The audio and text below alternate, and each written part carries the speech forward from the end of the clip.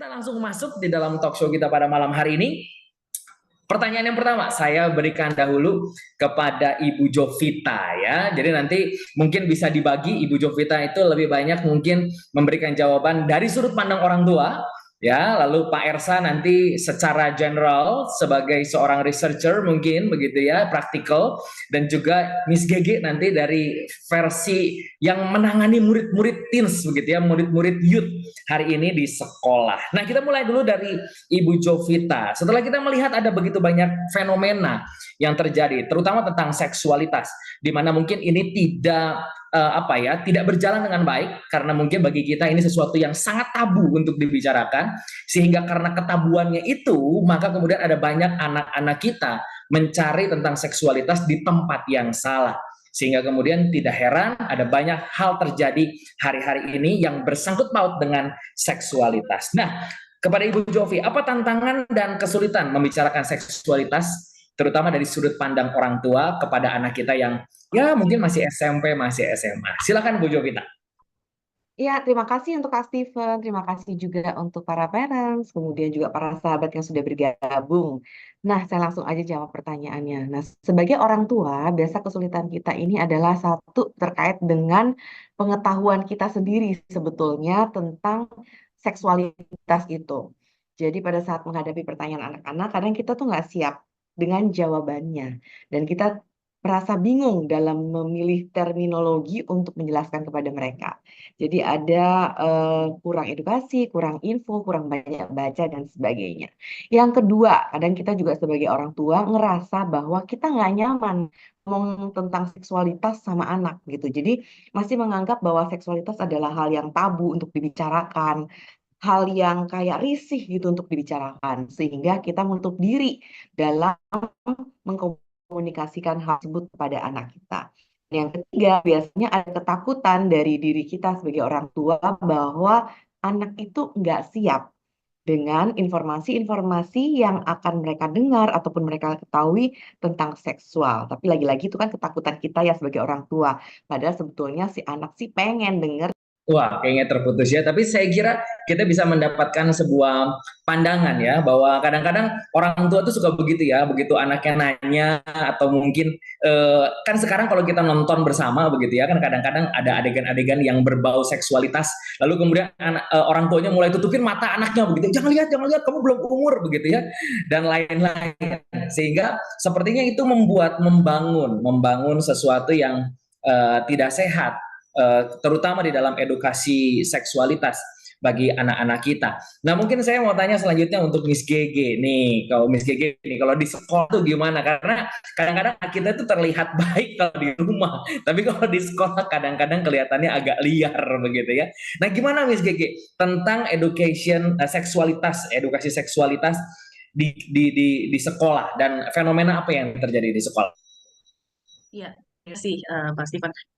Kalau di sekolah, Bapak Ibu mungkin kita kan menangani lebih ratusan siswa gitu ya, dan itu memang sangat beragam tingkat kepekaannya terhadap isu ini gitu. Jadi ada anak-anak yang mungkin kelas 7 mereka sudah, oh aku tuh udah punya pacar, Miss, aku sama pacar aku udah, sampai mana udah bisa cerita banyak nih. Kita nyebut tentang misalnya gitu, kita mau mengedukasi di kelas gitu ya, belajar bimbingan konseling, pada saat bimbingan konseling pelajarannya kita ngebahas tentang kondom aja misalnya.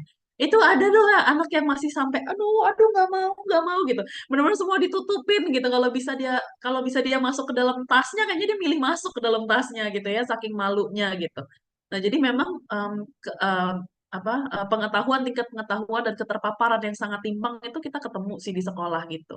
Sehingga akhirnya banyak konflik terutama di kelas-kelas yang kecil, kelas 7 gitu ya. Awal-awal kelas 8 itu banyak sekali konflik karena perbedaan ketimpangan dari keterpaparan mereka. Seperti contohnya yang satu bercandanya masih nggak peduli area gitu ya. Jadi kalau gemes sama temennya pantatnya dipukul gitu. Nah, si temennya yang udah ngerti kalau misalnya oh ini tuh nggak boleh loh dipegang orang lain gitu. Mereka akan marah gitu. Nah, yang mukul kenapa kamu marah? Biasa aja dong gitu kan ya. Nah, itu tuh masih sering sekali terjadi di sekolah sehingga memang sangat penting apalagi di usia SMP itu untuk mulai meratakan ketimpangan keterpaparan itu dengan adanya edukasi seksualitas juga di sekolah. Seperti itu, Pak. Iya, betul ya. Memang ya itulah yang terjadi begitu ya ketika ketika apa namanya edukasi seksual tidak terbangun dari kecil mungkin begitu ya kan kalau kita mungkin yang sekarang yang sudah rada melek parenting apalagi tentang seksualitas kita udah mengajarkan kepada anak kita begitu ya bahwa ini loh ada daerah-daerah yang nggak boleh dipegang orang lain dan lain-lain tetapi karena ketimpangan itu terjadi dan ketemu di sekolah dengan anak-anak yang berbeda-beda cara didik pola didiknya sehingga kemudian itu bisa menimbulkan permasalahan. Oke, selanjutnya kepada Pak Ersa nih sebagai seorang pakar nih ya kan karena dosen dan juga khusus di bagian family and marriages begitu ya. Menurut Pak Ersa apa yang menjadi penyebab utama kenapa orang tua itu begitu sulit berbicara tentang seksualitas kepada anaknya, terutama anaknya yang remaja? Silakan Pak Ersa. Ya, terima kasih Pak Steven. Ya mungkin saya agak sedikit berbeda dengan Bu Gigi dengan Bu Jovita gitu ya. Kalau saya backgroundnya sebenarnya psikologi, tapi bukan psikolog gitu ya. Tapi saya lebih banyak ke arah research-nya gitu. Jadi mungkin bisa saling melengkapi. Jadi kalau menurut pandangan saya gitu Pak ya, jadi yang perlu diperhatikan adalah kenapa kok jadi tabu, kenapa kok jadi sulit berbicara tentang seksualitas. Karena konsep tentang seksualitas yang dipahami oleh orang tua atau masyarakat umum itu kurang lengkap gitu Pak. Terlalu sempit, terlalu kecil gitu. Padahal kalau kita bicara seksualitas, seksualitas itu sifatnya sangat luas gitu. Bahkan kalau di psikologi itu dibilang bahwa manusia itu makhluk seksual gitu ya. Nah, jadi sebenarnya kalau kita bicara seksualitas itu harus diperluas, Pak. Sehingga tidak susah dibicarakan. Saya boleh izin share screen satu slide boleh ya, Pak Steven ya? Silakan Pak Ersa. Nanti dibantu oleh tim. Ini saya aja mungkin. Nah, oh jangan-jangan ini ditutup aja. Saya aja mungkin ya yang share ya. Oke, oke. Nah, ini yang mungkin harus diperhatikan. Jadi kalau kita bicara seksualitas secara teoritik gitu ya, kalau kita bicara seksualitas itu harus ada 3 aspek ini sebenarnya, at least gitu. Ini pendekatannya namanya biopsikososial. Jadi seksualitas itu ada urusan biologi, ada urusan psikologi, ada urusan sosial gitu. Nah, sejauh ini yang dipahami oleh orang secara umum, seksualitas itu ya hanya hubungan seksual suami dan istri saja begitu. Padahal kalau kita bicara seksualitas itu sejak sedini mungkin harus disampaikan. Kenapa? Karena seksualitas itu spektrumnya luas gitu. Kita sebagai ayah aja hadir di rumah gitu ya, menunjukkan bahwa kita nih ayah yang bertanggung jawab. Kita kerja, kita sayang sama istri kita gitu ya. Kita profit itu sebenarnya sudah pendidikan seksual secara umum gitu ya. Oh, ini loh yang namanya gender gitu. Orang laki itu harus seperti ini, maskulin itu harus seperti ini. Itu kan sebenarnya kita ngomong pendekatan seksual secara sosial gitu. Apa itu pernikahan gitu ya? Apa itu pacaran? Jadi seluas itu sebenarnya. Bagaimana kita dekat sama orang, gimana kita komunikasi kalau kita ada perasaan-perasaan tertentu, gimana kita bisa kontrol dan seterusnya. Itu semua pendidikan seksual. Nah, jadi kenapa kok jadi tabu? Itu seperti disampaikan Bu Jovita tadi di awal gitu ya, karena pemahamannya tentang seksualitas itu masih kurang, terlalu sempit. Padahal seksualitas itu sangat luas gitu. Itu satu. Dan yang kedua yang juga paling penting adalah seksualitas itu selalu dianggap bahwa sesuatu yang dalam tanda kutip menjijikkan gitu ya, sesuatu yang gitulah gitu ya. Padahal seksualitas itu kan sesuatu yang indah gitu ya, sesuatu yang baik, sesuatu yang indah, sesuatu yang sangat powerful, yang sangat kuat dititipkan sama Tuhan untuk dikelola dengan baik gitu. Jadi keindahan-keindahan seksualitas ini yang harus disampaikan oleh orang tua, oleh guru, oleh siapapun lah gitu ya, aspek-aspek masyarakat kepada anak-anak gitu. Jadi kalau pertanyaannya tadi kenapa kok tabu, kenapa kok sulit? Karena pandangan kita tentang seksualitas itu terlalu sempit gitu, Pak. Jadi bisa diperluas gitu sebenarnya. Gitu. Wow, luar biasa. Betul ya, ternyata tadi saya juga baru nangkap ya bahwa ternyata spektrumnya sangat luas. Biopsikososial begitu ya. Ada tiga apa ya diagram yang kemudian akan saling beririsan. Kemudian di tengahnya baru ada yang namanya pendidikan tentang seksualitas. Nah, mungkin pertanyaan selanjutnya nanti kepada tiga narasumber kita.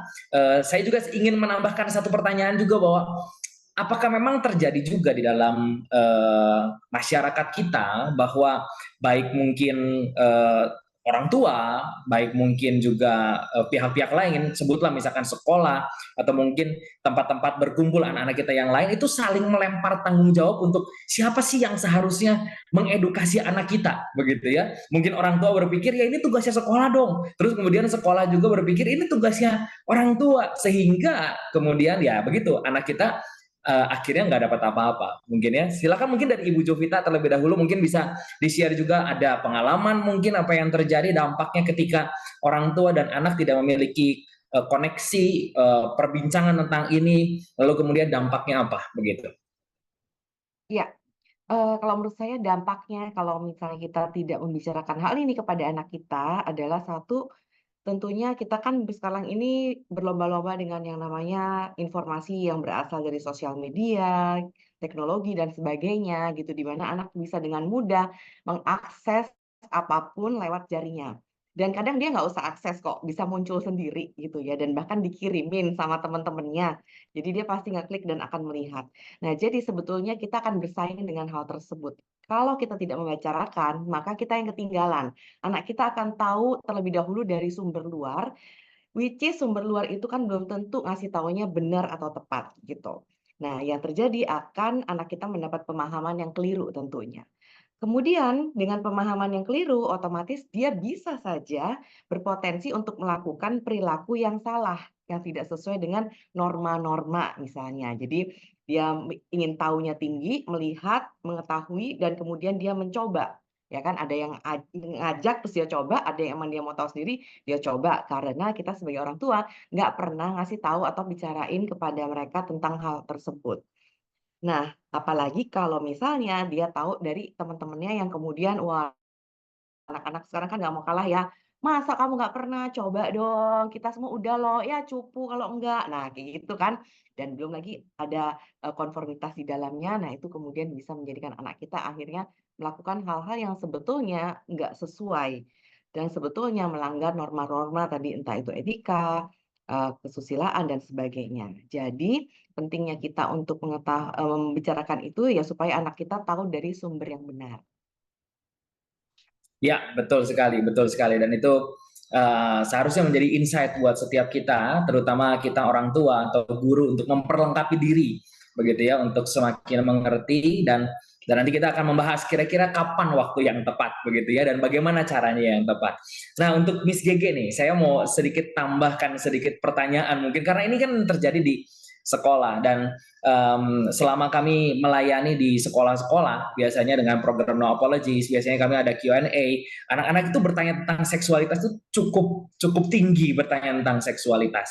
Dan bahkan beberapa kali kami mendengar ada apa ya, ketika di kelas begitu mereka punya WhatsApp group begitu ya, entah dari obrolannya lah yang menjurus ke sana. Bahkan ada beberapa kasus kami melihat bahwa mereka suka share-sharean video lah dan lain-lain, kan itu kan nggak mungkin terjadi di grup keluarga kan ya, biasanya grup sekolah begitu ya.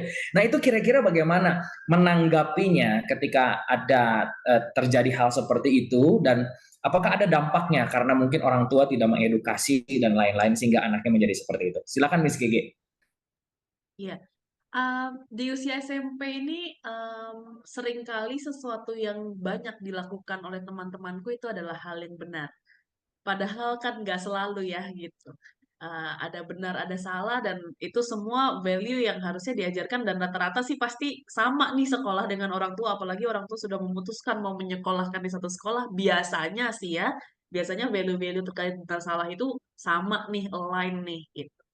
Nah, tapi kalau kata temanku, banyak temanku mengatakan tindakan A adalah benar, maka anak-anak SMP cenderungnya mengatakan iya itu benar gitu. Nah, itu yang kembali lagi memang mengedukasi terkait benar salah itu sama anak-anak SMP tuh pasti nggak kelar-kelar ya. Gitu. Karena kalau aku nggak gitu sendiri, nanti teman-temanku nganggap aku nggak bergaul nih, nggak gaul nih aku, nggak diterima aku di teman-temanku gitu ya. Bahkan terakhir kali itu nggak usah kita ngomongin jauh-jauh sampai ke video porno misalnya. Ngomong ngomong di akhir kalimatnya nggak ada coknya, itu untuk anak SMP aja kan sudah sesuatu yang kayak, "Oh kayaknya aku kok nggak fit in banget," gitu ya.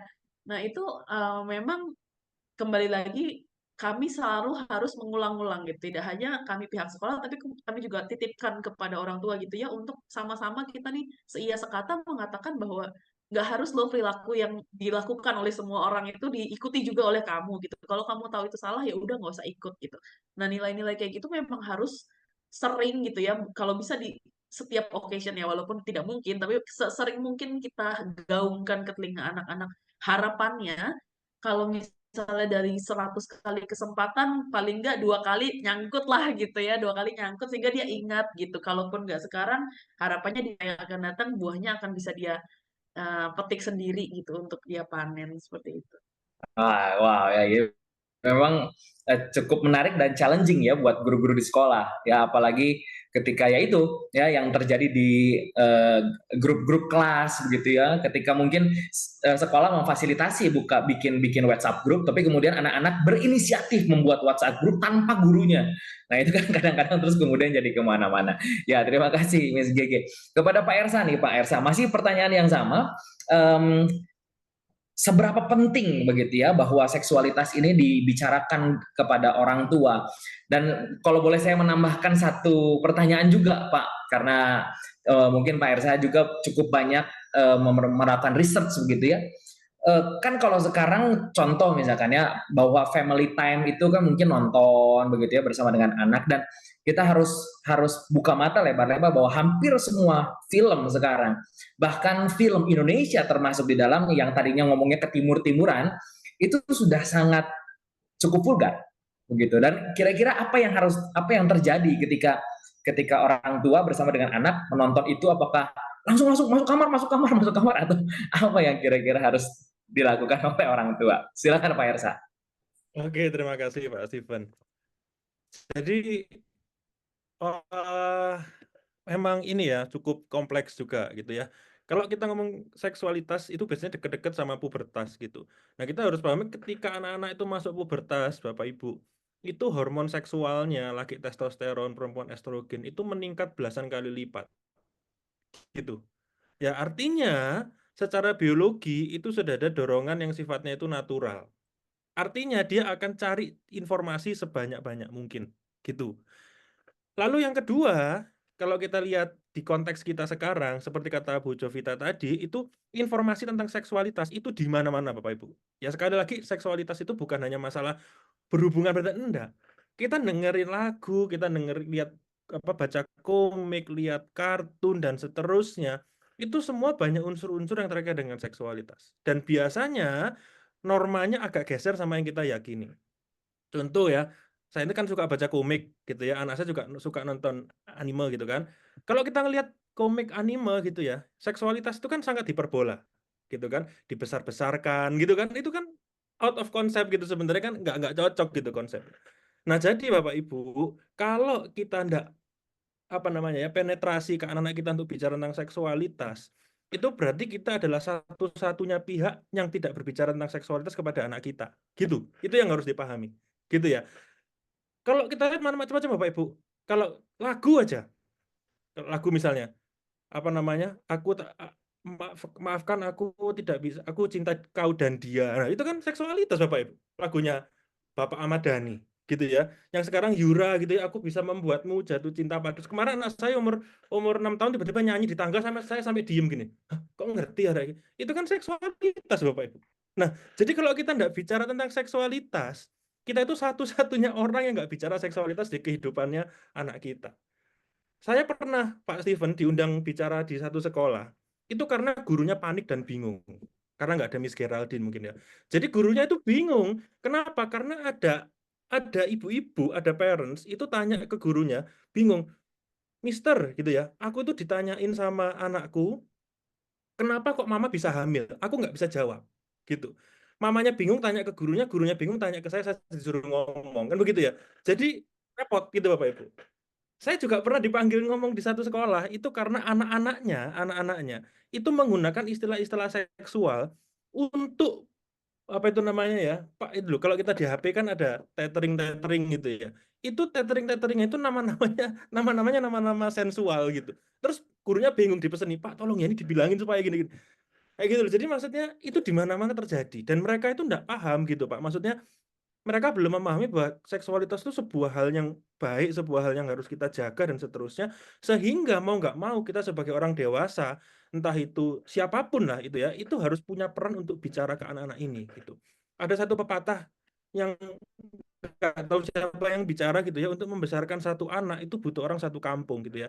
Jadi Pak Steven, Miss Gege, Bu Jovita, saya, Fofi, Yusi, ya siapapun lah, sekolah-sekolah itu harus punya peran yang besar untuk bicara tentang hal ini ke anak-anak gitu sebenarnya. Kalau enggak nanti repot, nanti berkembangnya jadi nggak sesuai dengan garis yang kita harapkan gitu Pak Steven. Ya, betul, betul ya. Jadi memang ya itu yang terjadi mungkin ya, karena seperti yang tadi saya sempat ungkap juga begitu ya, bahwa banyak pihak kemudian coba lempar-lempar nih siapa nih tanggung jawabnya begitu ya, ketika sekolah guru tidak mau menjawab lalu kemudian coba panggil pakar. Beruntung kalau yang dipanggil Pak Ersa begitu ya. Kalau yang lain yang kita nggak tahu kebenarannya, lalu kemudian tercemarlah satu sekolah, ya begitu ya. Lalu kemudian nyampe di rumah, gurunya orang tuanya makin pusing dan kemudian semuanya jadi pusing. Nah, mungkin kepada Ibu Jovita nih selanjutnya, karena mungkin Ibu Jovita juga sebagai praktisi konsultan begitu ya, menangani anak-anak remaja juga. Saya mau khusus bertanya tentang, karena tadi Ibu Jovita bicara tentang bahwa ada dampak dari sosial media. Terutama yang saya mau tanya itu seberapa parah pandangan tentang seksualitas berubah karena pornografi, dan kira-kira perlu seperti apa? Mungkin nanti nyambung ke Miss Gege mungkin ya. Kira-kira sekolah perlu seperti apa untuk jadi bengkel memperbaiki anak-anak seperti ini? Silakan Bu Jovi.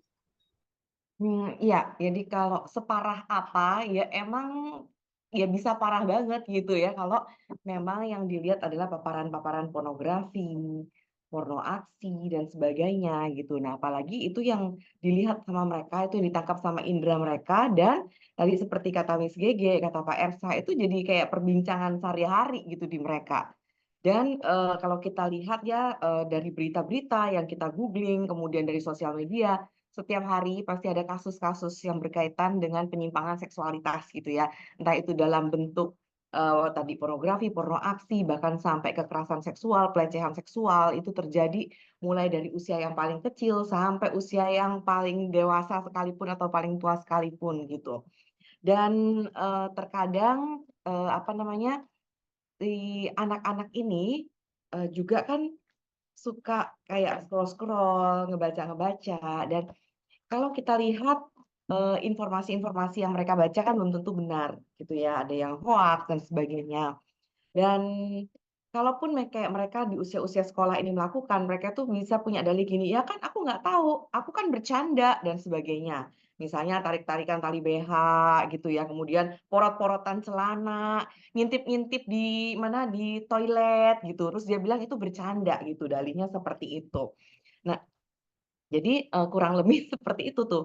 Jadi kalau, tadi berkaitan dengan, sampai segimana parahnya, ya emang bisa parah. Dan kalau kita lihat juga di sosial media, anak SD aja bisa berhubungan seksual sama temennya, ya kan? Sama adiknya. Anak SMP bisa ngajak adik kelasnya. Nah, itu emang separah itu, kalau memang kita tidak, memberikan edukasi sejak dini.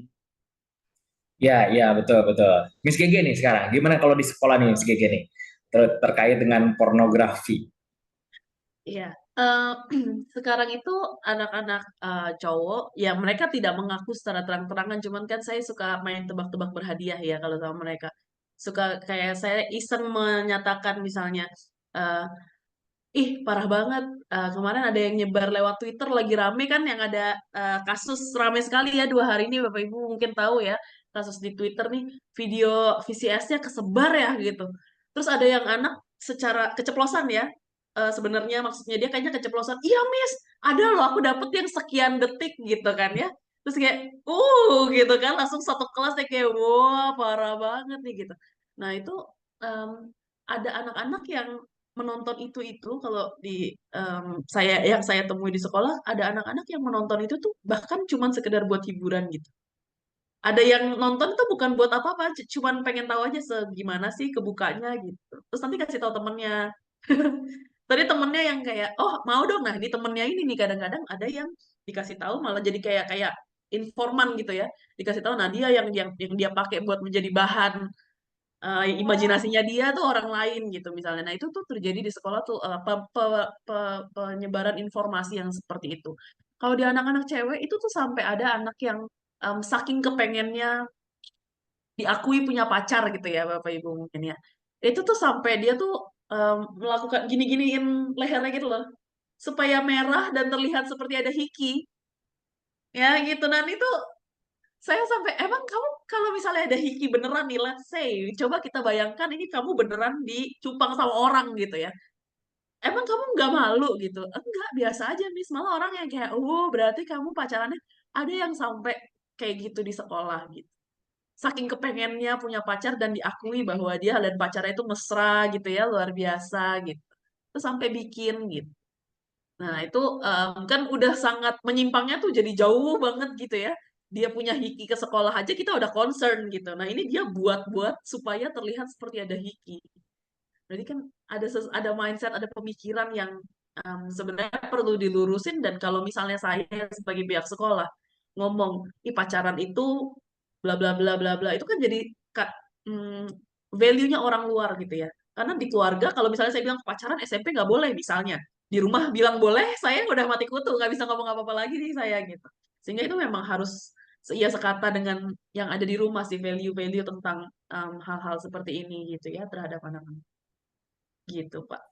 Iya, iya, betul, betul, Mas Gege ya. Karena ya itulah ya, mungkin kembali lagi apakah mungkin anaknya butuh pengakuan atau dan lain-lain sehingga hal-hal tersebut terjadi ya untuk mendapatkan perhatian. Nah, mungkin Pak Ersa, mungkin ini juga menjadi salah satu pertanyaan dari partisipan kita.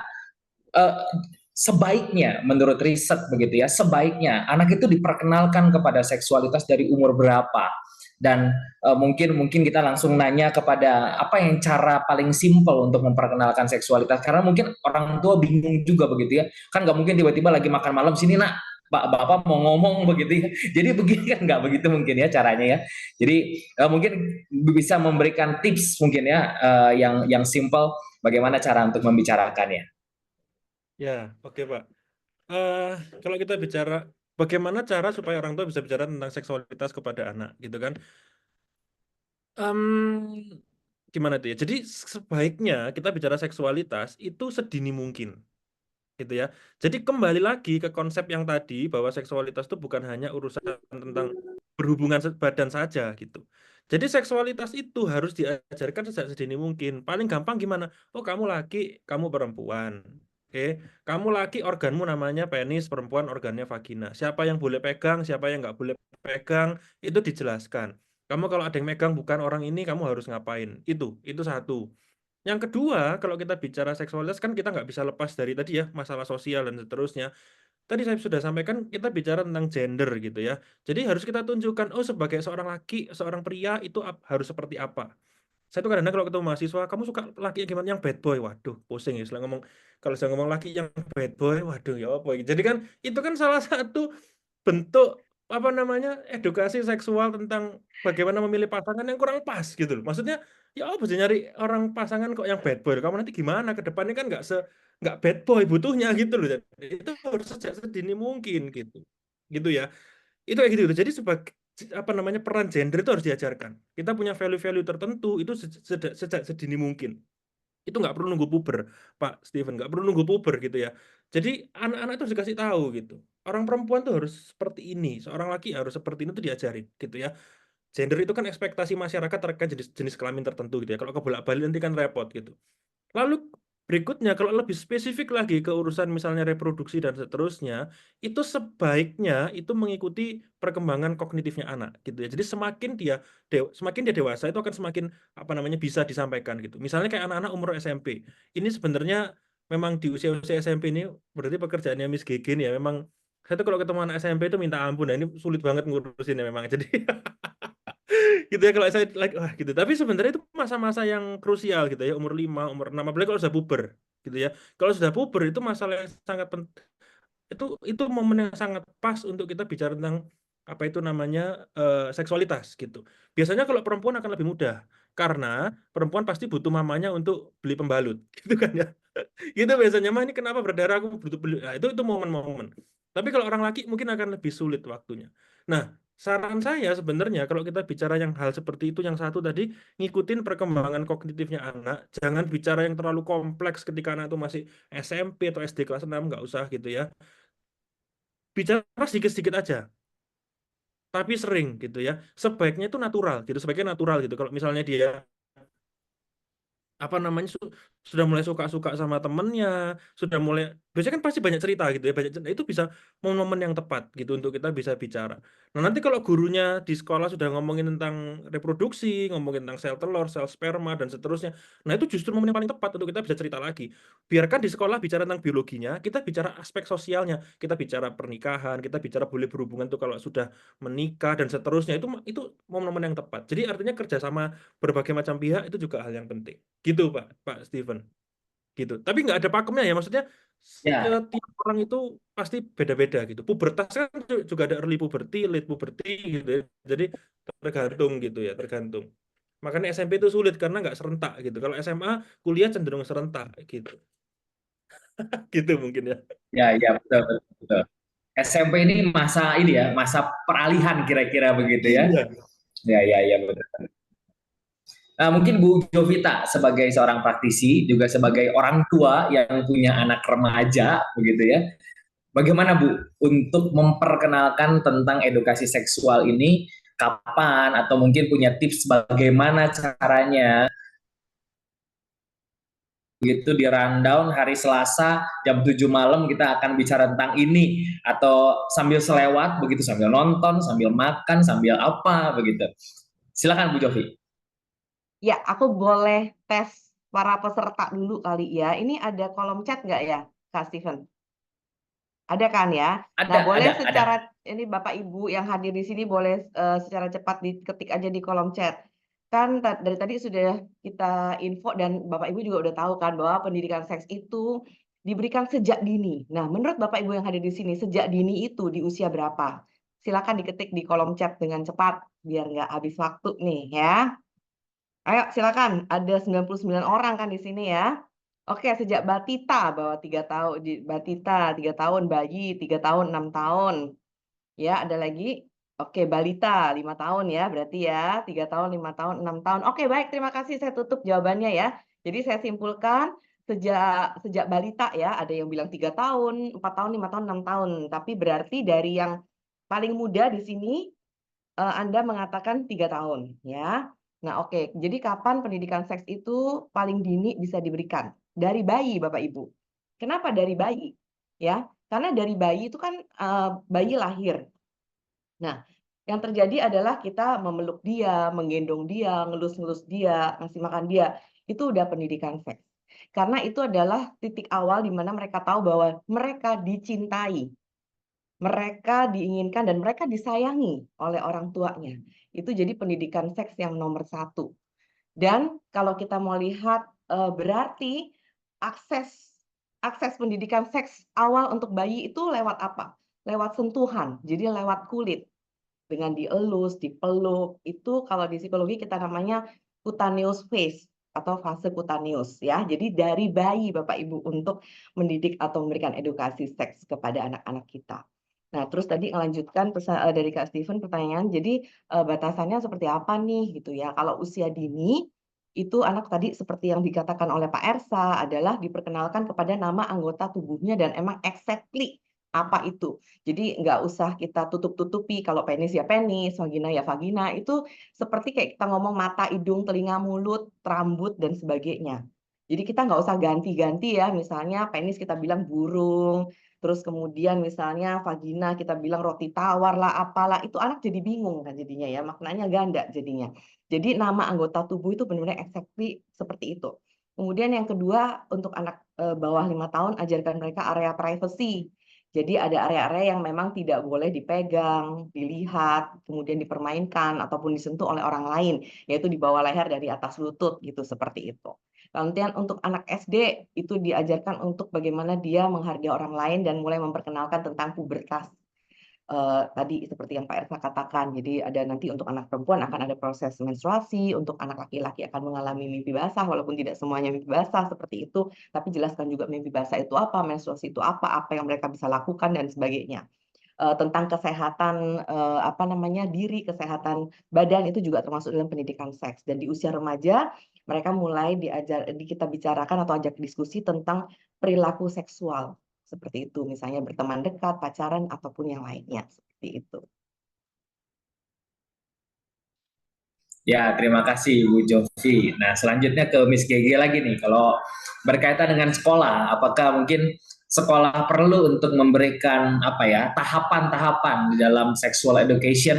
Kayaknya kalau yang kelas 7 ini aja deh, bagian-bagian apa, kelas 8 bagaimana, atau yang seperti apa, atau mungkin secara pengalaman apa yang dilakukan oleh sekolah Laurencia di dalam mengedukasi secara seksual kepada anak-anak. Ya, oke. Saya menanggapi jawaban Pak Ersa dan Bu Jovita dulu ya, Pak Stefan. Tadi tuh saya pengen banget share, ada anak saya yang sedihnya itu sampai mentok banget ketika dia tahu satu gengnya dia itu udah mimpi basah semua dan dia belum sendiri. Itu dia down banget gitu. Karena yang lain kan bisa sharing kayak iya ya kemarin mimpinya bla bla bla bla bla gitu ya. Terus atau anak ini dia kayak apa itu, bahkan dia nggak tahu, nggak pernah dengar mimpi basah apa. Jadi ini lumayan untuk ngebangkitin kepercayaan dirinya bahwa mimpi basah itu nggak bukan sesuatu yang wajib seperti kamu berangkat sekolah pagi-pagi loh gitu. Nggak, kamu lebih wajib berangkat sekolah daripada mimpi basah gitu ya. Itu agak berat untuk menerima itu dianya gitu. Karena teman-teman saya semua udah miss gitu, saya doang yang enggak gitu. Saya doang yang nggak bisa sharing dan bahkan saya nggak tahu itu apa gitu. Nah itu juga menjadi masukan gitu ya ke Bapak Ibu orang tua gitu. Sekiranya kalau nggak dijelasin dari sejak sebelumnya gitu, anak-anak ini akan tahu, tadi Bu Jovita juga sudah bilang sumbernya banyak sekali informasi sekarang ini gitu. Kalau misalnya enggak, repot di belakang gitu lah intinya sebenarnya sih gitu. Kalau misalnya kitanya nggak mau, agak kurang nyaman sedikit untuk memulai gitu ya, kalau misalnya tidak dilakukan nanti di belakangnya tidak nyamannya bukan hanya di kita, tapi di anak kita juga di lingkungannya. Seperti itu. Nah, kalau terkait dengan sex education ada tahapan di sekolah itu iya banget sebenarnya Pak gitu. Karena kita melihat ke kebutuhan masing-masing angkatan ya. Kalau di SMP sendiri di kelas 7 itu kita mulai ke pemerataan keterpaparan dulu. Jadi banyak sekali kalau misalnya di kelas 7 itu adalah terkait dengan informasi yang benar-benar biologisnya tuh seperti apa sih gitu. Term-term yang spesifik yang digunakan secara ilmiah itu apa aja namanya gitu. Karena benar kata Bu Jovita tadi, banyak orang tua yang ngasih nama-nama lucu untuk alat kelamin anak-anaknya gitu. Dan itu masih sampai sekarang terjadi prakteknya seperti itu gitu. Ada yang lapor-lapor, dia nggak berani menyebut bokong gitu ya, nggak berani menyebut area pantat gitu, dia menyebutnya itu yang di belakang Miss itu gitu-gitu doang, terus kayak apa nih gitu. Jadi dia mau lapor kan juga susah ya kalau terjadi apa-apa kepada kita gitu. Nah itu perlu perlu ke arah sana, semuanya dianggap dianggap aja sama, toh itu juga anggota tubuh kamu kan gitu. Kamu bisa nyebut mulut dengan enak, kenapa kamu nggak bisa nyebut penis dengan enak gitu? Kamu bisa menyebut jari, ini telunjuk gitu ya dengan nyaman, kenapa kamu nggak bisa sebut yang lain gitu. Nah itu perlu ditegaskan kepada anak-anak kelas 7 dulu. Nah di kelas 8 ini mulai anak-anak karena sudah akrab ya, udah nggak ada lagi isu-isu adaptasi, anak-anak kelas 8 itu cenderung sudah nyaman dengan teman-teman angkatannya dan teman-teman yang ada di sekitarnya dia di sekolah. Sehingga isu yang muncul berikutnya di kelas 8 itu adalah banyaknya couple. Nah, ketika couple-nya mulai banyak, maka muatan sosial udah harus lebih banyak masuk dibandingkan dengan waktu kelas 7. Gitu, terkait dengan isu-isu pacaran, do's and don'ts-nya ketika pacaran gitu. Makanya partnerannya kan sama Fofi untuk No Apologies ya. Pak gitu. Itu kan karena memang No Apologies juga arahnya banyak berbicara terkait dengan itu gitu. Walaupun tetap harus ada informasi-informasi terkait perkembangan otak, terkait dengan support system lingkaran gitu ya. Tapi yang paling utama sebenarnya pengen sasar itu karena di kelas 8 memang isunya kencang ke sana. Gitu nanti di SMA udah lebih um, dalam lagi, udah ngomongin tentang efek-efek, di dalamnya ada penyalahgunaan obat-obatan segala macamnya gitu. Gitu sih, Pak Stephen. Ya, terima kasih Miss Gege. Untuk Pak Ersa nih, saya punya pertanyaan khusus Pak. Saya cuma pengen tahu aja karena ini kadang-kadang yang menjadi persepsi begitu ya, bahwa biasanya ketika apa ya, ya apapun lah, apapun yang berbau seksualitas biasanya kita kasih label 18 plus misalkan begitu ya. Ini tontonan 18 plus begitu ya. Oh, ini begini, begitu dan lain-lain. Nah, itu menurut pandangan Pak Ersa nih begitu ya. Apakah penggunaan label ya, mungkin kalau beberapa waktu yang lalu di stasiun TV itu ada begitu ya, bimbingan orang tua atau apa begitu ya. Apakah itu sebenarnya membantu untuk orang tua bisa semakin terbuka tentang seksualitas, atau bahkan seperti apa? Apakah itu menghambat atau seperti apa kira-kira menurut pandangan Pak Ersa? Iya, Pak. Jadi prinsipnya, Pak, selama anak-anak ini belum dewasa, artinya kan, jadi begini, kalau kita bicara perkembangan fisik manusia gitu ya, anak-anak itu sampai usia remaja, itu perkembangan kognitifnya, perkembangan otaknya secara fisik itu belum berkembang 100%. Gitu. Jadi istilahnya itu prefrontal lobusnya gitu ya, otak bagian depan, otak yang untuk berpikir secara rasional, itu masih berkembang 98%. Gitu. Jadi makanya anak-anak remaja itu sangat emosional. Kenapa? Karena amigdalanya dia sudah berkembang 100%, tapi prefrontal lobusnya belum berkembang 100%. Makanya anak remaja itu kayak mobil, gasnya kenceng, remnya blong gitu kan. Jadi kan repot gitu.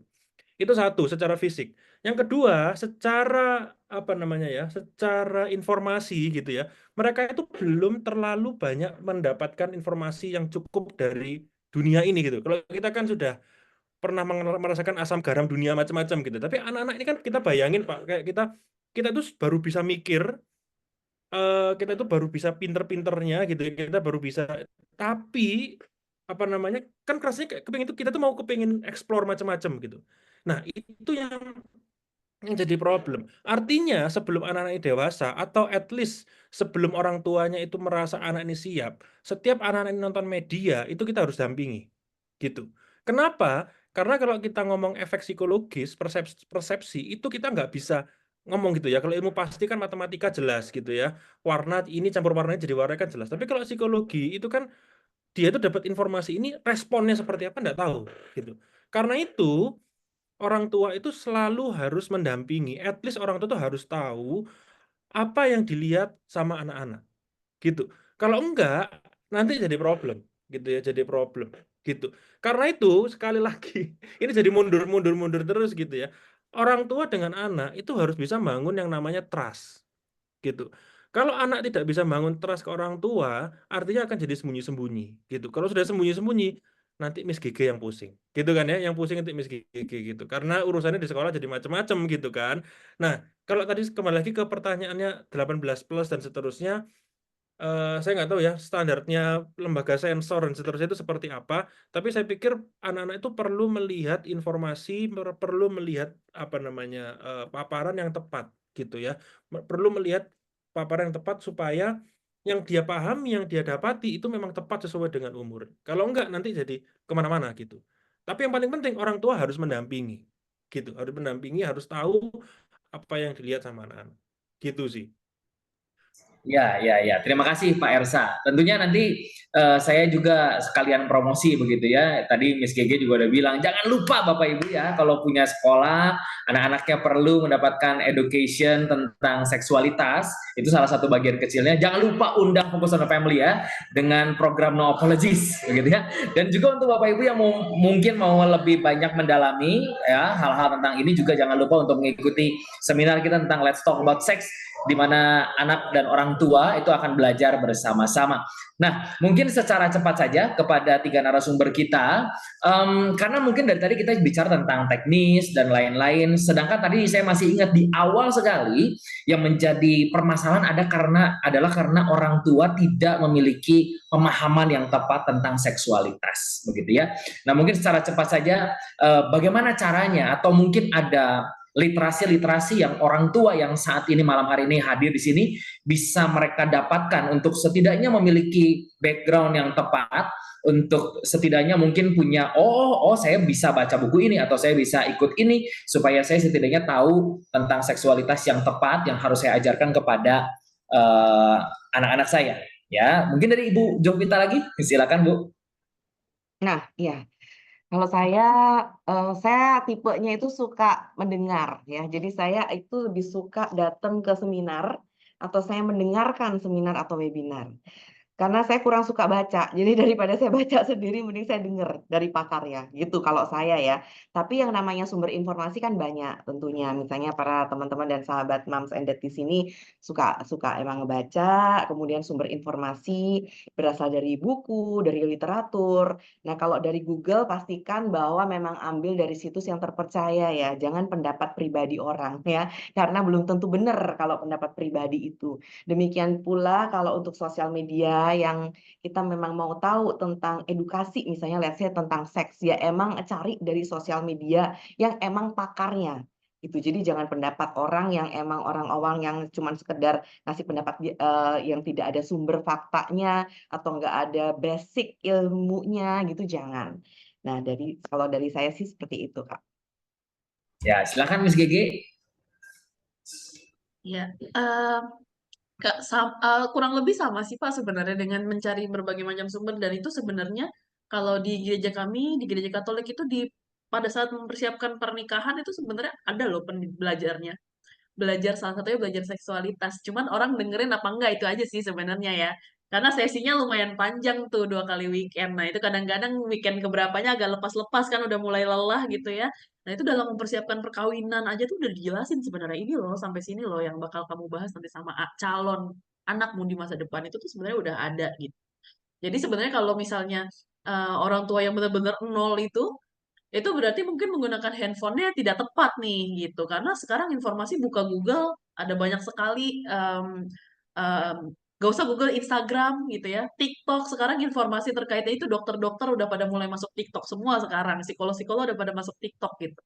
Jadi ketika kita memagari diri kita dengan berbagai macam informasi yang kurang lebihnya kredibel, harapannya informasi itu balik lagi kan algoritmanya TikTok gitu ya. Kalau kita sering-sering lihat konten-konten edukatif dengan sumber-sumber yang tepat gitu, nanti orang akan muter lagi kontennya itu lagi yang kita dapat gitu. Jadi sebenarnya eh, ngait dari mana aja sih sebenarnya informasi itu sekarang udah sangat mudah didapat gitu. Nggak perlu harus sekolah lama-lama 2,5 tahun, 4 tahun gitu ya untuk bisa mendapatkan informasi gitu. Banyak sekali udah caranya, salah satunya acara ini sebenarnya juga kan gitu. Tepat sekali, Bu. Tepat sekali, tepat sekali. Silakan Pak Ersa mungkin. Iya, iya. Tadi nambah dari Miss Gigi ya. Jadi kalau kita ngomong sosial media itu kan anu ya Pak, apa algoritmanya itu kan apa yang kita suka bukan apa yang kita butuh gitu kan. Jadi kan repot gitu. Nanti jadinya chamber gitu kayak kita dapat yang kita cari terus padahal itu jadi apa namanya? False apa namanya? Salah berpikir gitu ya. Kesalahan untuk berpikir. Nah, karena kerjaan saya itu memang saya suka ya memang pekerjaan saya penelitian gitu ya. Jadi saya cari informasi pasti dari jurnal. Tapi kan Bapak Ibu nggak perlu lah ya kita itu kerjaan saya aja gitu ya. Tapi yang saya titip pesan itu kalau katanya Aristoteles ya ini panjang banget nih.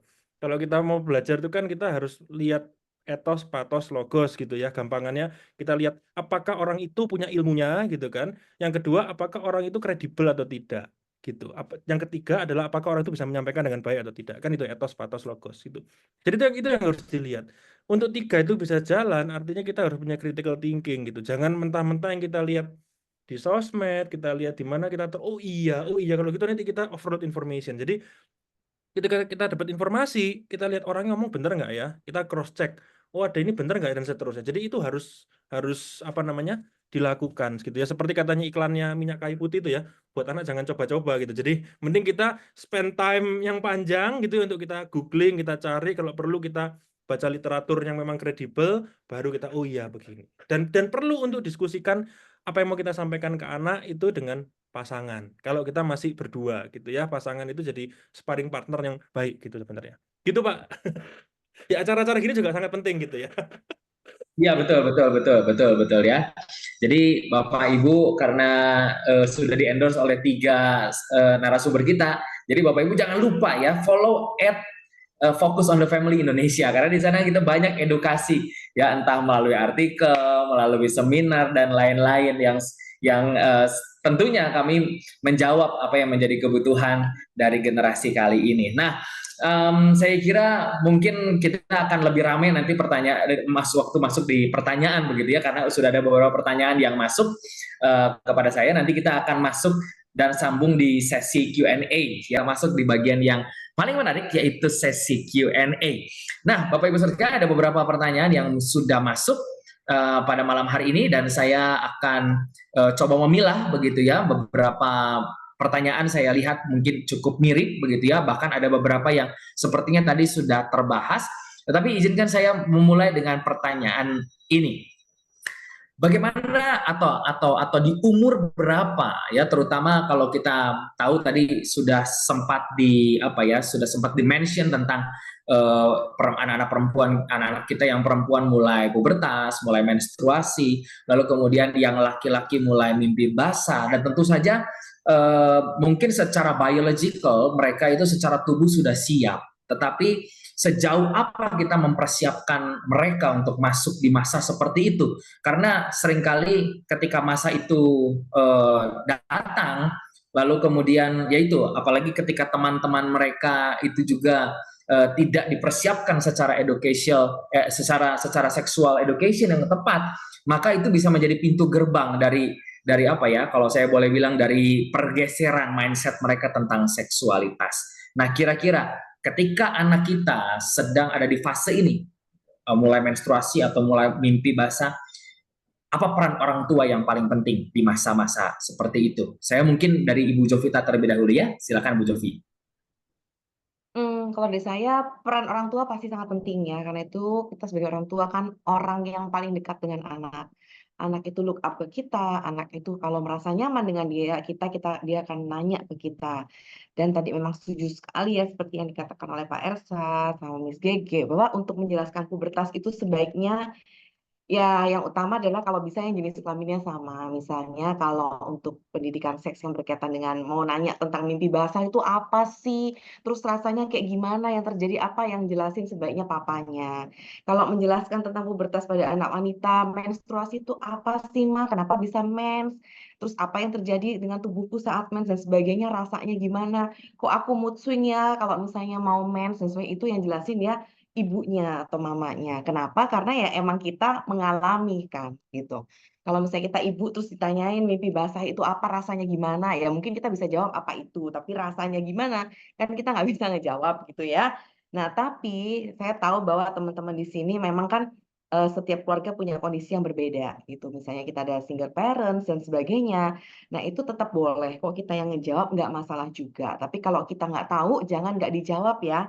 Sebaiknya kita Mmm, bisa membantu anak atau memfasilitasi anak untuk mendapatkan jawaban dari pertanyaannya. Misalnya entah apakah kita, "Oh iya mama nggak tahu nih, apa kita ini aja yuk, kita konsul online yuk sama dokter," misalnya ya, Opjin atau apapun itu. Kemudian langsung bertanya, kita dampingin anak kita. Jadi kan bagus juga, jadi anaknya tahu, kita pun sekalian tahu gitu. Jadi dengan cara mencari tahu bersama. Jadi yang penting, difasilitasi dan kita adalah tetap menjadi sumber utama bagi anak, kalau anak itu emang mau bertanya apapun, merasa nyaman ke kita. Oke, terima kasih Bu Jovi. Mungkin ada tambahan dari Pak Ersa atau dari Miss Gege? Oke, kalau begitu saya coba lanjut begitu ya ke pertanyaannya. Em, Betul tadi ya, mungkin ketika kita bicara tentang menstruasi, mungkin mamahnya bisa bisa involve begitu ya. Begitu juga dengan mimpi basah, seorang ayah bisa involve. Lalu kemudian ada pertanyaan yang saya kira mungkin ini dari seorang ibu begitu ya, di mana anaknya tiga-tiganya pria. Nah, itu kira-kira apakah saya nggak perlu involve apa-apa tentang edukasi seksual ini, atau part mana saya bisa masuk, atau kontribusi apa yang saya bisa berikan juga untuk ketiga anak pria saya ini begitu ya. Mungkin silakan Miss Gege dan kemudian Pak Ersa mungkin ya nanti selanjutnya ya dengan pertanyaan ini. Oke, iya. Kadang-kadang kadang-kadang terasanya seperti itu sih ya Pak, karena memang pasti banyak ahli yang menyarankan ketika pendidikan tentang yang terkait dengan pubertas itu sebaiknya dihandle oleh orang tua yang sama jenis kelamin gitu. Tapi bukan berarti tidak ada sama sekali gitu ya, terutama di bagian-bagian apalagi kalau udah mulai masuk-masuk pubertas itu biasanya mulai agak-agak ser-ser deg-deg ser kan yang lihat lawan jenis gitu. Dan lawan jenis itu kan ya mamanya lawan jenis gitu sehingga memang penting sekali di sini juga untuk memberitahu gimana caranya memperlakukan perempuan gitu. Karena kadang-kadang kalau misalnya keluarganya kebanyakan cowok ya, jadinya cenderung tidak terlalu tahu kan apa yang terjadi di perempuan gitu. Akhirnya ketika ngelihat temennya di sekolah nembus, diketawain deh sama anak-anak ini biasanya gitu ya. Nah, sedangkan kalau misalnya ibunya masuk di situ kan ibunya juga bisa membagikan terkait dengan itu. Itu salah satu yang bisa dilakukan juga sih untuk para ibu yang anaknya pria semua gitu ya. Oke, silakan Pak Ersa, mungkin bisa dibalik juga Pak, kalau anaknya perempuan semua gitu. Kira-kira gimana caranya? Iya, jadi yang harus kita pahami pertama bahwa suami dan istri itu kan partner gitu ya Pak ya. Jadi bukan berarti kalau urusan pendidikan seksual pokoknya bapaknya atau ibunya enggak bisa kayak gitu. Jadi dua-duanya itu memang harus punya peran gitu. Jadi saya ingat ini kalau boleh cerita sedikit ya. Jadi waktu saya kecil itu justru yang banyak cerita tentang seksualitas itu justru ibu saya gitu Pak. Justru ibu saya gitu. Nanti kalau apakah sebaiknya yang sama jenis kelamin atau enggak saya harus cari risetnya gitu ya Pak supaya enak. Tapi ini pengalaman pribadi itu ibu saya. Kebetulan ibu saya itu memang dokter gitu. Dokter hewan, spesialisnya itu sih gitu. Nah, kebetulan juga saya itu lahirnya itu di kota namanya Kota Batu, kalau Bapak Ibu tahu ya. Kota Batu. Nah, Kota Batu ini zaman dulu bukan Batu sekarang yang gegap gempita gitu ya, tapi batu yang agraris gitu. Jadi nggak ada mall, nggak ada. Jadi setiap malam ibu saya itu hiburannya gitu ambil kertas, terus digambarin ini ovarium gitu ya. Ini tuba, ini tuh setiap malam, Pak. Jadi sering saya itu diceritain sama ibu saya. Menurut ibu saya sapi sama manusia sama-sama mamalia gitu.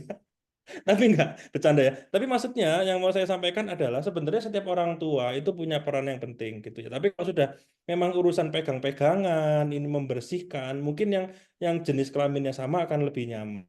Jadi, tapi orang tua mau laki mau perempuan itu punya peran yang penting gitu. Seperti tadi katanya Bu Gege gitu ya. Jadi artinya orang laki ini ya saya punya anak perempuan harus ajarin loh kamu kalau cari pasangan itu seperti ini. Kamu harus diperlakukan seperti sama orang laki. Sebaliknya saya sama anak saya laki harus juga ngomong kamu nanti memperlakukan pasangan harus seperti dan seterusnya.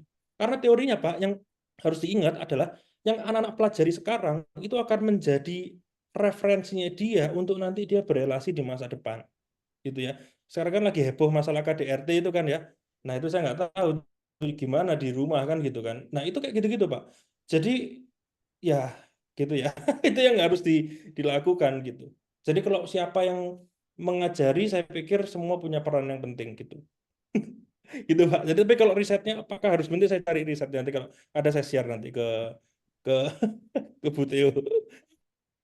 Ya, ya, terima kasih Pak Ersa. Ya, betul ya, bahwa memang pada akhirnya orang tua perlu selalu bisa berbagi peran di dalam tim ya untuk mengedukasi anak kita bagian mana yang penting begitu ya, karena mungkin seksualitas bukan hanya memperkenalkan alat kelamin dan cara penggunaannya, tetapi juga hal-hal lain begitu mengenai pernikahan, mengenai bagaimana membangun hubungan dan lain-lain. Ya, terima kasih untuk ketiga narasumber kita. Nah, mungkin selanjutnya untuk Ibu Jovita dan Miss Gege mungkin ya. Apalagi ketika kita mulai mendapati anak kita mulai ada ketertarikan dengan lawan jenis, begitu ya. Nah, itu kira-kira apa yang kita bisa sisipkan untuk sebagai sebuah apa ya, sebagai sebuah awas-awas begitu ya, karena kan mungkin selama ini mungkin kita mengajarkan kepada anak kita secara general, ini loh bagian-bagian yang harus kamu lindungi dan lain-lain, tapi begitu ada kedekatan secara emosional kan kadang-kadang begitu ya, kadang-kadang kita suka tahu cinta itu buta begitu ya, kalau udah ada cinta katanya semua juga jadi terlampaui dan lain-lain. Nah itu kira-kira bagaimana untuk mengedukasi anak-anak kita ketika mereka mulai ada di tahap aku mulai suka nih sama ini sama itu dan lain-lain. Kira-kira apa yang orang tua bisa sisipkan di musim seperti itu. Silakan mungkin bisa Ibu Gege, Miss Gege dulu deh, baru nanti Ibu Jovita. Iya. Jawaban saya sepertinya akan lebih simpel sih daripada Bu Jovita ya, karena kalau dari pihak sekolah kami cukup jelas apa aturan-aturan yang ada di sekolah terkait dengan relasi siswa gitu ya. Dan nggak ada sih di buku tatip memang tidak boleh berpacaran gitu ya, memang nggak ada gitu. Jadi mereka memang bisa melakukan itu di sekolah kalau mau. Tapi memang ada batasan-batasannya. Batasan-batasannya di sekolah itu yang pasti tidak ada menunjukkan afeksi yang berlebihan gitu ya, baik peluk, rangkul, gandengan tangan, itu batasan-batasan yang kita coba jaga gitu. Lalu selain itu juga karena kami sekolah gitu ya, jadi pasti satu hal yang selalu kami ingatkan adalah untuk saling membantu gitu. Jadi kalian pacaran itu bukan cuma sekedar ngomongin kamu lagi apa, udah makan belum gitu. Tapi udah belajar dan ngerjain PR belum ya gitu. Itu tuh kadang-kadang mereka kan tidak ingat untuk melakukan itu gitu. Dan kembali lagi karena posisi sekolah itu kan memang mau nggak mau harus mengingatkan lagi ke mereka fungsi mereka pada sebagai siswa gitu. Boleh pacaran, boleh apa, selama itu tidak mengganggu gitu ya, selama itu tidak mengganggu proses belajarmu atau bahkan itu malah membantu membuat nilaimu menjadi lebih baik, kita akan dukung gitu, kita nggak akan masalah dengan kamu punya pacar gitu. Nah, ketika itu sudah tidak terjadi seperti itu, baru kita ngobrol lagi lebih lanjut terkait dengan itu. Itu sih biasanya yang kami lakukan. Nah, terima kasih. Silakan Bu Jovita. Ya, jadi kalau anak naksir-naksir gitu ya suka-suka itu kan sekarang udah dari TK pun juga udah bilang aku suka si ini, SD juga, SMP juga. Jadi di setiap tahap usia, di tahap jenis jenjang pendidikan itu pasti akan ada juga anak-anak kita yang bilang saya suka ini, saya senang sama si ini cakep ya, si ini cantik ya gitu. Nah, tapi kalau misalnya untuk kita let's say bilang di usia remaja, kemudian anak kita datang kita bilang aku tuh kayaknya naksir si ini deh, Ma. Si ini cakep ya, aku pengen deh jadi pacarnya dan sebagainya gitu ya. Nah, kita perlu tanya dulu, yang kamu suka dari dia apanya sih? Gitu. Ya, terus apakah kan jawaban anak itu bervariasi, ada yang cantik, dia unyu-unyu, dia gemoy, dia itu baik misalnya gitu kan banyak ya. Itu. Nah, kita perlu tarik bahwa itu namanya adalah kamu senang aja sama misalnya tadi karakternya, dia itu sifatnya jadi kekaguman. Rasa simpati, rasa kagum sama sesuatu atribut yang ada pada orang tersebut gitu. Dan itu tidak kuat dan itu berbeda dan nggak kuat untuk namanya itu jatuh cinta. Itu adalah dua hal yang berbeda gitu ya. Nah, terus boleh tuh kita kasih contoh misalnya ya kan. Kayak kamu suka ini kadang anak-anak simpel kok. Iya karena dia baik. Oke, baiknya yang kayak gimana ya? Dia minjemin aku catatan. Kalau misalnya aku nggak ngerti, dia ngajarin aku. Kalau misalnya aku ketinggalan PR-nya, terus dia kasih aku contekan PR, terus aku salin cepet-cepet, kan dia baik gitu ya. Nah, jadi kita belajarkan bahwa itu namanya kamu suka sama sifatnya aja, karakternya. Dan kamu coba let's say deh, kamu tahan 6 bulan. Apakah kamu juga masih suka sama dia? Misalnya seperti itu. Dan kalau anak zaman sekarang itu kan emang dia sifatnya itu ada bertahap ya. Misalnya satu dia naksir cuman kayak tertarik fisik aja. Nanti minggu depan beda lagi yang dia bilang cantik, temen yang lain lagi gitu. Nah, jadi akan mudah silih berganti dan berbeda-beda.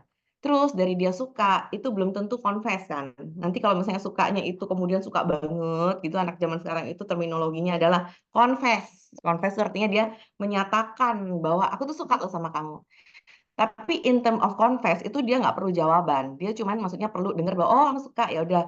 Kalau misalnya dia suka juga dia akan bilang iya aku juga loh suka sama kamu. Kalau enggak ya nggak apa-apa kan just confess gitu. Nah, itu belum nembak. Jadi beda sama zaman kita yang kalau diomong kayak gitu, oh kamu udah nembak aku ya, itu beda.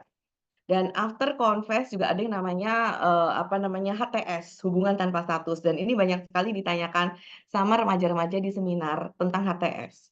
Kak Jovita, HTS itu baiknya berapa lama ya? Kalau misalnya aku ditaksir nih sama teman cowok aku, tapi dia nggak nembak-nembak aku tuh perlu nunggu dia sampai seberapa lama sih? Gitu ya. Terus emang, emang HTS itu menurut Kak Jovita baik apa nggak baik sih?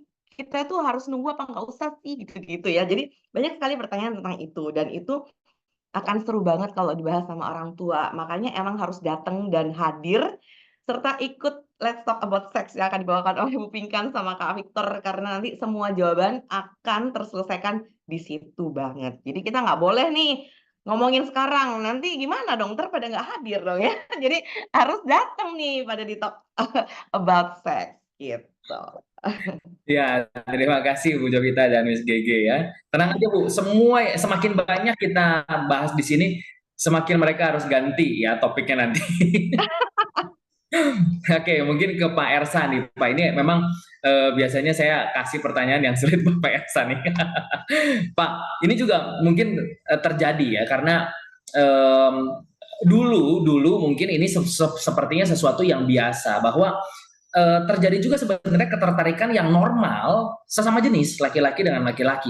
Begitu ya, ada mungkin beberapa orang yang mungkin secara natural itu apakah love language-nya apa physical touch begitu ya. Jadi kalau berteman laki-laki dengan laki-laki pun begitu gitu, suka peluk lah, suka apa. Tapi kan anak-anak sekarang langsung kasih terms, ih kamu gay ya, ih kamu homo ya, misalkan begitu. Nah itu kira-kira bagaimana kita juga mengedukasi orang tua untuk berbicara tentang terutama tentang ini ya, sesuatu yang mungkin sekarang marak tentang LGBTQ. Begitu, bagaimana menanggapi hal tersebut dan bagaimana mengedukasi anak kita di dalam ya sekali lagi perspektif seksual yang tepat. Silakan Pak Ersa. Oke, ini pertanyaannya sulit sih memang ya. Oke, jadi ini memang isu yang sedang marak gitu ya, dan yang harus kita pahami bahwa ini terjadi gitu ya, maksudnya terjadi di sekitar kita. Saya yakin setiap kita punya value-value tertentu, punya keyakinan-keyakinan tertentu, entah dasarnya sosial, entah dasarnya agama, kita pasti punya keyakinan tertentu. Tapi di satu sisi, Bapak Ibu, teman-teman itu sudah banyak sekali informasi yang seperti itu. Sebenarnya kalau saya mau bawa datanya banyak, ini tapi kelihatannya nggak akan bisa sekarang gitu ya. Tapi prinsipnya Bapak Ibu, di media-media, dimanapun, itu sudah sangat terbuka. Nah, ini karena sudah ditanyakan sama Pak Steven ya, sudah sekalian berarti gitu ya, sekalian basah. Nah, Bapak Ibu, kalau di agama yang saya yakini atau mungkin Bapak Ibu yakini yang disebut manusia itu kan binary gitu ya, laki perempuan. Sudah gitu ya, laki perempuan sudah. Tapi kalau kita ngomong di dunia psikologi gitu ya, apalagi yang progresif gitu, yang disebut dengan apa namanya gender itu bukan laki perempuan tapi kan maskulin feminin dan sifatnya linear gitu, ada yang sangat maskulin, agak maskulin, tengah-tengah dan seterusnya begitu, jadi sifatnya kayak garis gitu Pak. Nah yang menarik sebenarnya pemahaman tentang ini itu bisa bergeser gitu, beberapa riset bilang itu bisa bergeser. Aku disurvei maskulin pol gitu ya, tapi aku dipaparkan dengan ini, dipaparkan dengan itu, nanti ketika ngisi survei bisa geser gitu. Nah itu kayak gitu Pak. Jadi kalau di dunia sains psikologi yang progresif itu kurang lebih seperti itu ya, itu pasti bertentangan dengan beberapa agama tertentu, tapi yang mau saya sampaikan itu sudah terjadi di dunia ini gitu ya Pak. Saya pernah Pak bicara di satu sekolah berbasis agama gitu ya, 300 orang, 400 anak SMA gitu. Saya cerita begini karena berbasis agama pasti arahnya kan ya agama gitu ya. Lalu itu ada satu anak, dia angkat tangan, dia berdiri, dia berdebat loh sama saya gitu. Dan dia itu berdebat membawa bukti-bukti, sumber-sumber yang sangat masuk akal dan saya tahu gitu kan ya. Tapi maksud saya Pak, waktu saya SMA, yang saya pikirkan itu cuma sepak bola, jalan, jajan, nonton. Mereka sudah baca macam-macam zaman sekarang. Gitu. Nah artinya Bapak Ibu, yang mau saya sampaikan adalah apa namanya LGBT dan seterusnya itu ya, saya nggak tarik ke apa yang kita yakini, tapi komunitas itu ada begitu ya. Karena teman-teman ini tidak bisa reproduksi, pasti mereka akan kampanye, begitu kan? Mereka akan kampanye. Nah, yang mau saya sampaikan apa? Kalau mereka kampanye, kalau teman-teman LGBT itu kampanye, ya sudah enggak apa-apa. Tapi kita sebagai orang-orang yang meyakini hal tertentu, ya kita juga harus kampanye gitu ya. Artinya, kalau kita punya keyakinan tertentu ke anak kita dan seterusnya, ya kita harus sampaikan. Ini loh, kita tuh sebagai orang ini yang harus kita pahami adalah begini-begini. Kalau ada temanmu seperti ini, ya enggak apa-apa. Tapi yang apa namanya yang kita yakini sebagai keluarga dengan agama tertentu itu ya seperti ini. Gitu. Jadi gitu. Sekarang Pak mau nonton film Marvel, mau film anak-anak, Little Pony, film Thor gitu ya, mau di lagu-lagu di Netflix. Bapak Ibu kalau misalnya pakai VPN gitu ya, itu mau nonton Netflix itu udah khusus untuk LGBT gitu genrenya. Kalau Bapak Ibu sering baca film Korea pakai lock-lock itu, itu ada khusus Bapak Ibu gitu. Jadi ya sudah, itu memang terjadi di dunia kita gitu ya. Ya ada teman-teman banyak begitu ya, tapi kita sebagai parents, sebagai orang tua, mungkin sebagai insan pendidikan, kalau kita punya keyakinan tertentu ya sudah, kita harus perjuangkan itu juga gitu. Menurut saya sih kayak gitu sih Pak. Gitu. Ya, ya, terima kasih Pak Ersa. Tentu saja ini sesuatu yang seharusnya membuat kita sebagai orang tua atau sebagai edukator jangan kalah begitu ya. Kalau tadi Pak Ersa bilang kita sih bacaannya jurnal gitu ya. Orang tua kayaknya terlalu susah deh kayaknya baca itu. Masalahnya anak kita baca jurnal itu yang bahaya begitu ya. Jadi mungkin kita pun dalam tanda kutip harus memaksa diri ya untuk belajar, setidaknya mengimbangi lah begitu ya. Karena mungkin beberapa kali kami juga mau mengadakan seminar di sekolah-sekolah ya, bahkan dari hal yang paling simpel ketika mereka punya sebuah terms atau sebuah kata yang kekinian yang kita tuh nggak tahu, mereka itu udah langsung lose respect. Kayaknya kakaknya nggak keren deh, kayaknya mereka nggak akan bisa deh jawab pertanyaan kita. Nah, apalagi dengan orang tua begitu ya. Makanya sering-sering update ya Bapak Ibu ya di Instagramnya Fokus on Development Indonesia. Oke, ya Bapak Ibu, sekali lagi terima kasih. Saya yakin mungkin masih banyak pertanyaan yang bisa diberikan. Tapi malam hari ini saya mau memberikan satu kesempatan saja bagi Bapak Ibu yang mungkin mau bertanya secara langsung, boleh raise hand mungkin begitu ya. Satu pertanyaan saja ya Bapak Ibu ya, untuk bisa ditanyakan kepada narasumber kita. Apakah ada Bapak Ibu yang mau bertanya secara langsung mungkin? Oke, kalau tidak ada Bapak Ibu, ini masuk di chat saya begitu ya, ini dari seorang peserta yang bertanya, mungkin saya mewakilkan saja ya begitu ya. Apa solusi dan cara yang tepat untuk dilakukan oleh orang tua ketika menemukan anaknya yang sudah terlanjur mengetahui dan mengenal seks dari sumber yang kurang tepat, baik media sosial maupun dari teman-temannya, yang membuat anak tersebut terpengaruh terhadap sumber liar yang telah ditemukan. Gimana cara menanggulanginya ketika anak kita sudah terlanjur tahu dari sumber yang salah? Mungkin secara singkat saja ketiga narasumber, dari Ibu Jovita terlebih dahulu. Kalau dia udah terlanjur tahu dari sumber yang salah, tugas orang tua ya membenarkan. Nah, gimana cara membenarkan? Ya kita ajak ngobrol, kita tanyakan yang dia tahu tuh apa. Dan setiap informasi yang tadi yang dia dengar, yang dia mungkin lihat dan baca, itu kita counter dengan yang benernya tuh kayak gini loh. Dan tadi lebih bagus lagi tadi dari Pak Erta, dari Miss Gege, dan dari Kak Steven tadi udah mengatakan orang tua emang harus didukung sama sumber-sumber atau data-data yang faktual. Misalnya tadi baca jurnal, dan jurnal sekarang itu gampang kok diakses kan. Di Google pun ada jurnal-jurnal ilmiah yang emang bisa diakses kapanpun, dan itu harus dibaca. Jadi pada saat kita mau menyiapkan fakta dan data dan informasi yang benar kepada anak, kita harus punya didukung dengan hal-hal yang ilmiah juga supaya anak-anak itu percaya. Karena anak-anak sekarang kan bacaannya banyak ya. Jadi kalau kita cuma ngomong doang, nggak ada data dan faktanya, dia tuh kurang percaya gitu. Even misalnya hal yang sama diutarakan sama orang tuanya, kemudian diutarakan yang sama nih dengan para ahlinya, mereka percaya loh, lebih percaya pada ahlinya. Padahal orang tua juga udah mengatakan hal yang sama. Kenapa? Karena dia merasa ini ada based on-nya gitu, ya kan? Nah, jadi perlu orang tua untuk emang kalau mau ngomong dipersenjatai, diperlengkapi dulu juga dengan dasar-dasar keilmuannya. Sehingga pada saat kita membenarkan, ini loh nak buktinya, ini loh nak faktanya, seperti itu. Oke, silakan selanjutnya Miss Gigi, lalu kemudian Pak Ersa. Iya. Tadi sempat ada yang mention deh kalimat "it takes a village to raise a child" gitu ya. Saya juga setuju gitu. Jadi ketika udah ada terjadi kesalahpahaman gitu ya di anak, nggak ada salahnya untuk meminta kerjasama dari sekolah untuk bantu address itu di sekolah juga gitu.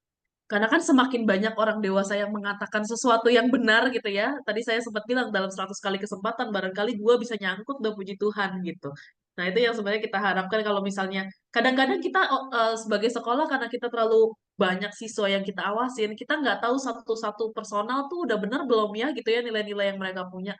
Nah, sebenarnya input-input dari orang tua itu juga sangat berarti buat kita untuk lakukan sesuatu di sekolah gitu. Karena kami di Santa Laurencia sendiri punya banyak sekali sesi-sesi dengan wali kelas, sesi-sesi dengan BK yang sebenarnya kita bisa masuk di situ dengan sesi ngobrol dengan anak-anak, baik dalam setting kelas, kelompok kecil, ataupun perorangan seperti itu. Jadi nggak ada salahnya minta bantuan dengan pihak sekolah juga kalau misalnya mau mengadres sesuatu yang benar kepada. Oke, terima kasih Miss Gigi. Silakan Pak Ersa. Ya, jadi tadi saya sampaikan banyak oleh Miss Gigi dan Bu Jovita ya. Sebenarnya saya tuh punya satu riset Pak, cuma saya nggak sempat tampilkan gitu ya. Saya juga belum publish. Tapi intinya gini, saya pernah bikin riset, saya tanya ke anak-anak, karena kebetulan saya sering ke sekolah-sekolah gitu ya. Saya tanya, kamu dapat info, kalau kamu penasaran tentang seksualitas, kamu tuh akan tanya ke siapa gitu. Nah, anak-anak SMP itu paling tinggi itu orang tua gitu. SMP itu orang tua. Lalu kemudian keduanya itu baru teman terus internet gitu. Nah, tapi di anak-anak SMA itu bergeser yang tertingginya itu adalah internet gitu. Nah, yang menarik di riset saya itu Bapak Ibu, itu kemudian saya coba uji beda, ternyata signifikan. Ketika anak-anak yang dapat informasinya itu dari internet, ternyata dia itu lebih permisif terhadap seksualitas dibandingkan ketika dia itu dapat informasi dari orang tua. Itu hasil risetnya saya kurang lebih seperti itu. Nah, artinya Bapak Ibu, kalau kita bicara tentang tadi kan pertanyaannya kalau sudah terlanjur terus kita harus ngapain gitu ya. Yang pertama orang tua kan harus terus belajar, yang kedua harus berani begitu ya. Terus yang ketiga ketika kita bicara pengasuhan, parenting dan seterusnya, parenting itu sebenarnya saya selalu bilang itu tidak ada magicnya gitu, nggak ada sulapannya. Parenting itu sesuatu yang hal baik yang kita yakini, yang kita sampaikan berulang-ulang gitu. Jadi makanya jadi capek, melelahkan dan menyebalkan. Kenapa? Karena berulang-ulang terus. Tapi ya memang itu. Jadi kalau itu sudah terlanjur mungkin di track yang mungkin kita tidak cocok, ya kita harus ajak bicara, kita harus ngomong gitu. Kalau kita sebagai orang tua tidak mampu, ya mungkin butuh orang ketiga, mungkin psikolog mungkin pemimpin agama mungkin omnya, mungkin siapa yang dia dekat, ya diupayakan gitu. Jadi ya intinya jangan dibiarin. Jadi kalau wah ini sudah terlanjur, sudah biarin jangan. Kalau kita menyerah kan nanti siapa yang mau berjuang buat anak kita gitu kan. Kurang lebih kayak gitu mungkin Pak. Ya, ya, terima kasih jawabannya dari ketiga narasumber kita ya. Memang ada banyak hal yang mungkin terjadi, bahkan saya percaya mungkin apa yang hari ini kita nggak pernah bayangin mungkin besok-besok terjadi begitu ya.